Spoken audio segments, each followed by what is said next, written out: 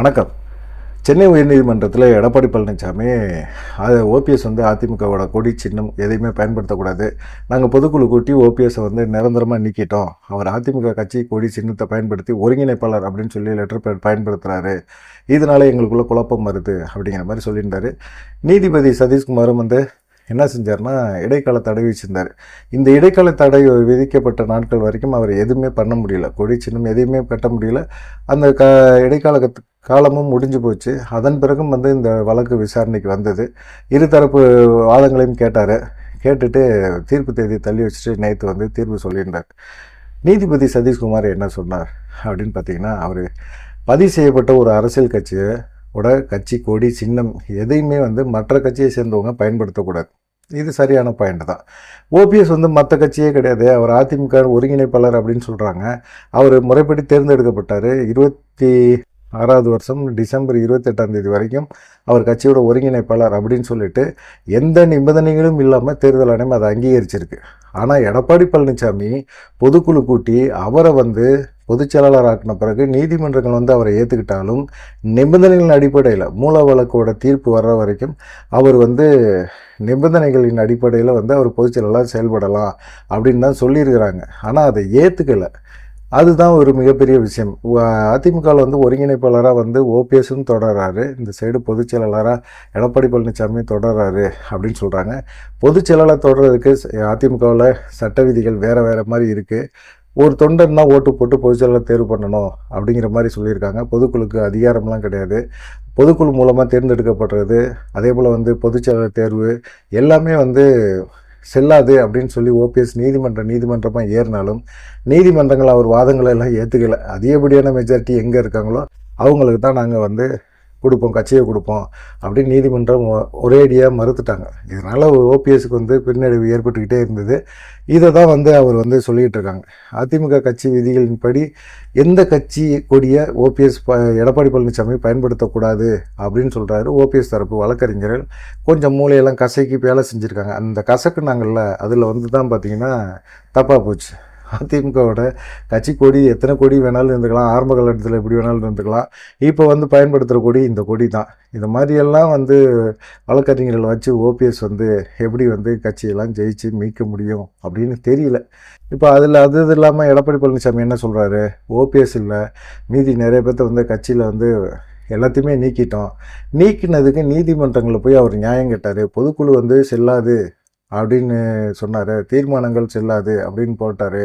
எல்லா வழக்குகள்லையும் நீதிமன்றம் எடப்பாடி பழனிசாமிக்கு சாதகமான ஒரு தீர்ப்பை தான் கொடுத்துருக்கு. அப்படிப்பட்ட சூழ்நிலையில் இவர் திரும்பவும் இவர் தான் எல்லாம் தனக்கு தான் எல்லாமே கொடுத்துருக்குறாங்க அப்படிங்கிற மாதிரி சொல்லிகிட்டு இருக்காரு.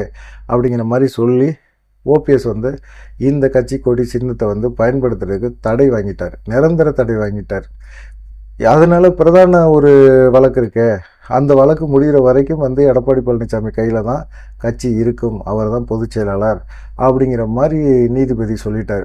இதனால் இவர் ஒருங்கிணைப்பாளராக செயல்பட முடியுமா முடியாதா அப்படிங்கிற பல டவுட்டுகள் இருக்குது. ஆனால் ஓபிஎஸ் ஒருங்கிணைப்பாளராக சொல்கிறதுல எங்களுக்கு ஒன்றும் ஆட்சேபணம் இல்லை அப்படின்னு நீதிபதினு சொல்லிட்டு அவர் ஒரு தனி கட்சி ஆரம்பித்து அவர் செயல்படலாம் அப்படிங்கிறதையும் சொல்லியிருக்கிறார். அதிமுகவின் ஒருங்கிணைப்பாளர் அப்படின்னு இனிமேல் அவர் சொல்லிக்க கூட கூடாது அப்படிங்கிறது தான் அவருடைய இதாக இருக்குது. அதே போல் கட்சி சின்னம் கொடி இதை பயன்படுத்துறதுல அவருக்கு தடை தொடருது, நிரந்தர தடை.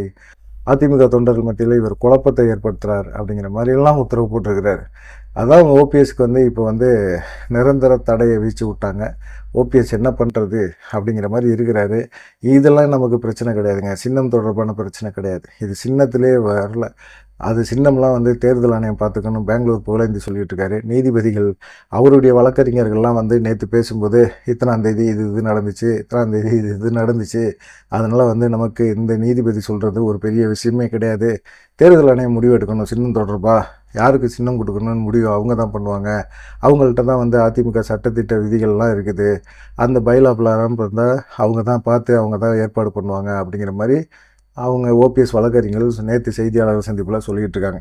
இப்போ எலெக்ஷன் நேரம், தேர்தல் நடத்த விதிகள் வந்துருச்சு, 19ஆம் தேதி தேர்தல். இனிமேல் எப்படி ஓபிஎஸ்க்கு கட்சி சின்னம் கொடியை கொடுப்பாங்க. அதனால் நாங்கள் வந்து இவ்வளோ குறுகிய காலகட்டத்தில் எல்லாத்தையும் படித்து கிடிச்சு முடித்து எதுவுமே பண்ண முடியாதுங்க அப்படின்னு சொல்லிட்டு தேர்தல் ஆணையம் என்ன சொல்ல போகுது, ஓபிஎஸ் அணி அதிமுக ஓபிஎஸ் அணி அப்படின்னு சொல்லியும் அதிமுக எடப்பாடி அணி அப்படின்னு சொல்லியும் பிரிக்கிறதுக்கு வாய்ப்புகள் இருக்குது. ஆனாலும் நீதிமன்றங்கள் எல்லாமே எடப்பாடி பழனிசாமியை பொதுச் செயலாளராக ஏற்றிருக்காங்க. அப்படிங்கும்போது தேர்தலை நினச்சா இது மாதிரி செய்யலாம். அப்படி செஞ்சிருச்சு அப்படின்னாலும் எடப்பாடி டீம் உடனே தேர்தல் நீதிமன்றங்களுக்கு போனாலும் உடனே பலன் அடிக்கிறதுக்கு வாய்ப்பு கிடையாது. கடைசி நேரத்தில் எது வேணாலும் எப்படி வேணாலும் நடக்கலாம் அப்படிங்கிற மாதிரி சொல்கிறாங்க. இன்றைக்கி ஓபிஎஸ் வந்து பிரதமர் மோடியோட சேலத்தில் பொதுக்கூட்டத்தில் பங்கேற்கிறார் அப்படிங்கிறது தெரியுது. மோடிகிட்ட வந்து அவர் பேசுவார். பேசி முடித்த பிறகு தேர்தல் ஆணையம் சில முடிவுகளை அறிவிக்கிறதுக்கு வாய்ப்புகள் அதிகமாக இருக்குது அப்படின்னு சொல்கிறாங்க. பார்க்கலாம். ஓபிஎஸ் ஆதரவாளரும் ஏதோ ஒரு நம்பிக்கையோட தொடர்ந்து அவரோட பயணம் பண்ணிக்கிட்டே இருக்கிறாங்க. பயணங்கள் எல்லாமே வந்து பார்த்திங்கன்னா வெறும் முள்ளாக இருக்குது அந்த பயணங்கள். ஆனால் கடினமான பயணங்கள் தான். ஆனால் இலக்கை நோக்கி தான் பயணிக்கிறாங்க அப்படிங்கிறது ஒரு சந்தோஷமான ஒரு விஷயமா இருக்குது. பார்க்கலாம். இவர் ஓபிஎஸை வந்து வேறு கட்சி சேர்ந்தவர் அப்படிங்கிற மாதிரி நீதிபதி சொன்ன அந்த விஷயம்தான் ஏற்றுக்கவே முடியல. அவர் தன்னை அதிமுகன்னு சொல்லிகிட்டு இருக்காரு. அவரை வந்து வேறு கட்சியை சேர்ந்தவர், பயன்படுத்தக்கூடாது, கட்சி கொடி சின்னம் எதையுமே பயன்படுத்தக்கூடாது அப்படின்னு நீதிபதி சொல்கிற இந்த விஷயம் ஏற்றுக்கிற முடியல. பார்க்கலாம் என்ன நடக்கும் அப்படின்னு சொல்லி. நன்றி, வணக்கம்.